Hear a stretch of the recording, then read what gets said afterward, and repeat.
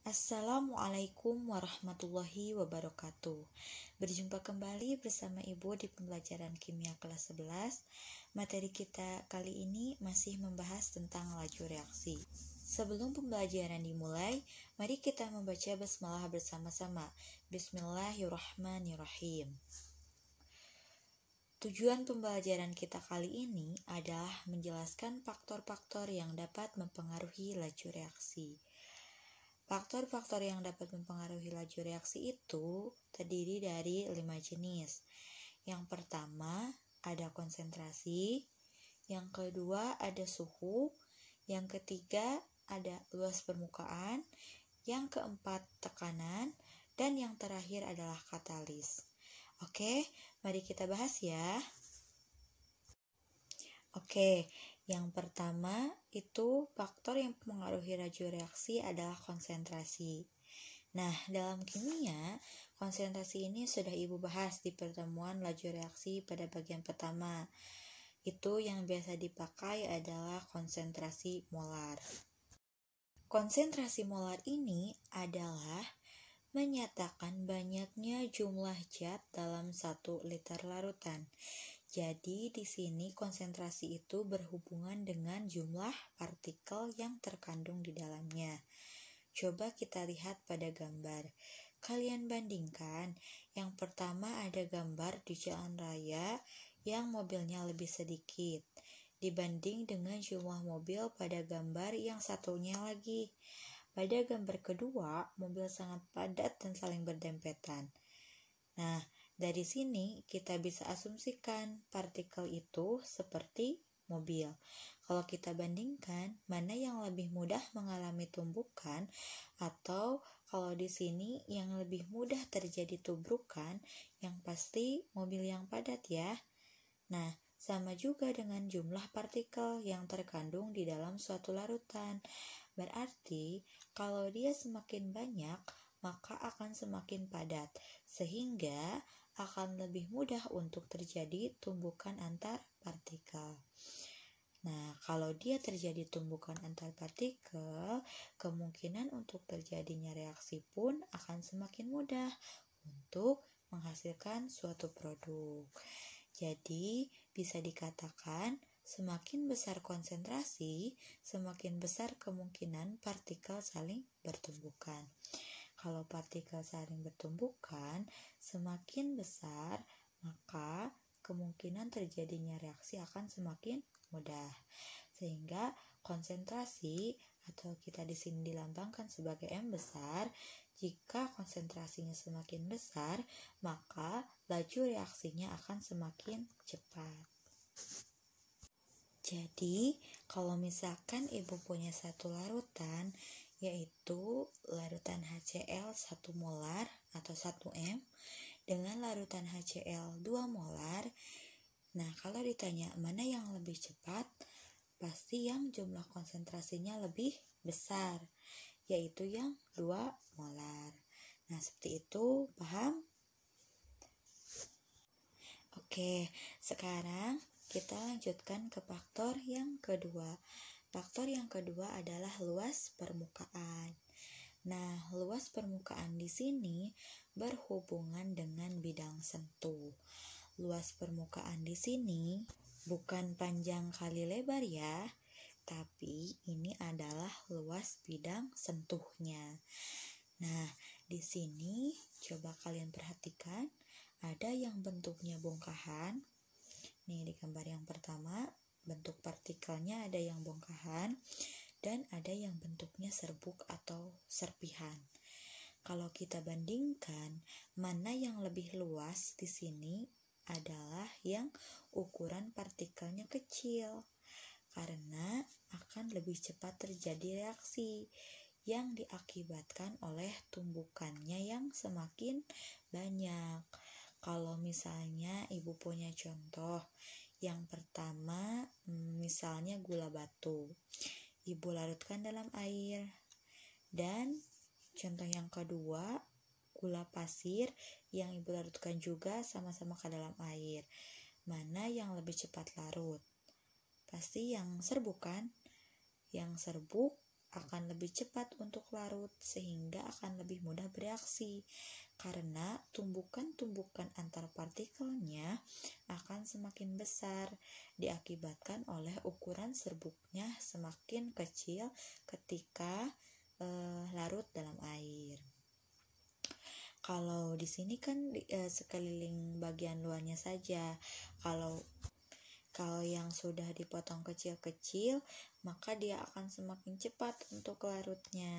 Nah, jadi sehingga bisa dikatakan semakin besar luas permukaan, maka semakin besar kemungkinan partikel untuk saling bertumbukan. Berarti kalau dia semakin luas permukaannya, ukuran partikelnya pun akan semakin kecil, maka akan lebih cepat untuk bereaksi. Nah, jadi di sini luas permukaan semakin besar, maka laju reaksinya pun akan semakin cepat. Begitu anak-anak, dapat dipahami?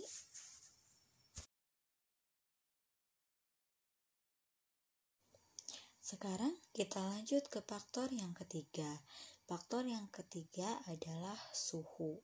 Kalau kita berbicara tentang suhu, suhu ini berhubungan dengan energi kinetik yang terdapat dalam partikel itu atau dalam suatu zat itu.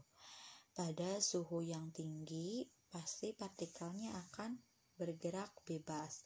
Bergeraknya akan lebih cepat karena energi kinetiknya besar. Jadi, kalau dia suhunya rendah, pergerakan partikelnya pun akan pelan. Sebaliknya gitu ya, pergerakan partikelnya itu akan lambat. Contohnya, ketika di rumah ingin membuat teh. Membuat teh biasanya dengan air panas atau air dingin? Pakai air panas ya. Apakah bisa pakai air dingin? Ya tentu bisa dong, tapi tehnya akan lama larut. Betul gak? Jadi, kalau ingin cepat larut, suhunya harus tinggi. Semakin besar suhu, maka semakin besar energi kinetiknya dan semakin besar pula kemungkinan partikel saling bertumbukan. Sehingga suhunya semakin tinggi, maka laju reaksinya akan semakin cepat.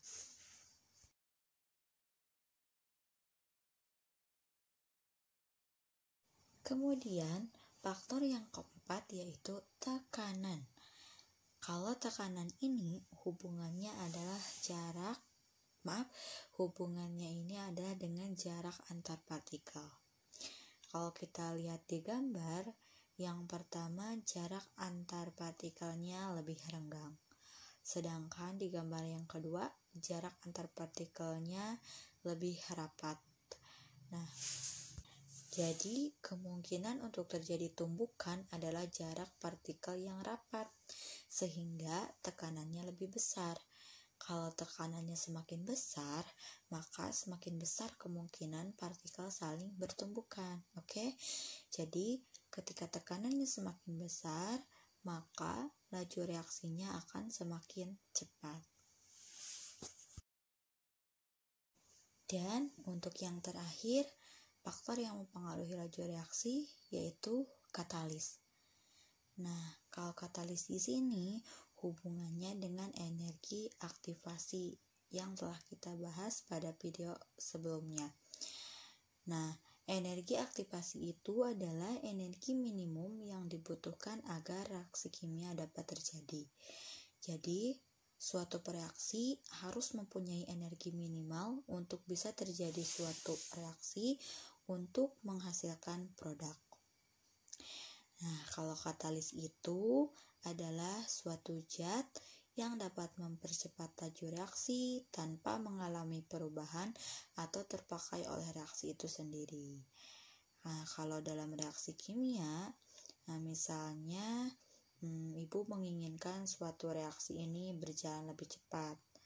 Berarti ditambahkan suatu zat, bisa berupa larutan, bisa logam, ataupun yang lainnya. Dengan penambahan itu, ibu menginginkan bisa mempercepat laju reaksi. Nah, berarti zat yang ditambahkan tadi itu disebut sebagai katalis. Nah, misalnya ada logam Ni atau logam Pt ditambahkan ke dalam suatu reaksi. Biasanya reaksi berlangsung lebih cepat. Nah, logam Ni atau logam Pt di sini itu disebut sebagai katalis. Katalis itu dapat menurunkan energi aktivasi. Jadi, kalau energi aktivasinya besar, maka laju reaksinya akan lambat. Nah, tapi kalau energi aktivasinya rendah, maka terjadinya suatu reaksi itu akan semakin cepat. Jadi, katalis di sini itu dapat menurunkan energi aktivasi. Bisa kalian lihat pada grafik bahwa reaksi dengan adanya katalis berlangsung lebih cepat karena katalis ini dapat menurunkan energi aktivasinya. Nah, begini misalnya kita asumsikan ketika kalian ingin pergi ke sekolah dengan jalan kaki pasti akan lebih lama ya. Nah, maka ketika kalian ingin cepat sampai, kalian pergi naik motor misalnya, atau diantar ayah, diantar tukang ojek. Nah, bisa. Nah, naik motor di sini adalah sebagai katalis karena selain lebih cepat sampai, energi yang dikeluarkan pun lebih sedikit dibandingkan ketika kalian jalan kaki dari rumah ke sekolah. Pastinya membutuhkan energi yang lebih banyak. Betul? Gimana, dapat dipahami anak-anak? Nah, jadi kesimpulannya adalah katalis ini dapat mempercepat laju reaksi. Oke, seperti itu anak-anak. Ibu kira pertemuan kali ini dicukupkan sampai di sini. Sampai jumpa di pertemuan selanjutnya. Mari kita tutup pertemuan hari ini dengan mengucapkan hamdalah bersama-sama. Alhamdulillahirabbil alamin. Wassalamualaikum warahmatullahi wabarakatuh.